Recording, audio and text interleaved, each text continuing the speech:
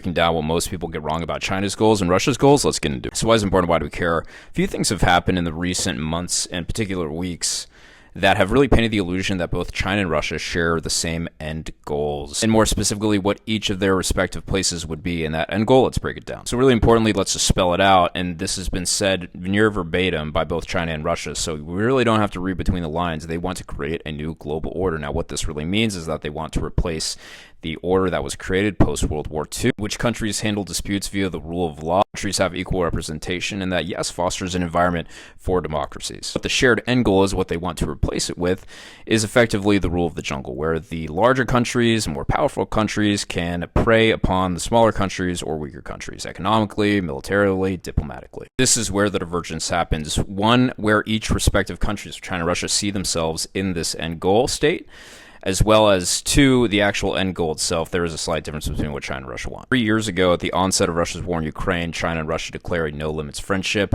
There was much more parity between Russia and China, and parity means they were more economically on par with each other, they were more militarily on par with each other, scientifically, diplomatically, etc. 3 years later, that is absolutely not the case anymore. It was expected that Russia was going to take Kiev in a matter of days, if not weeks.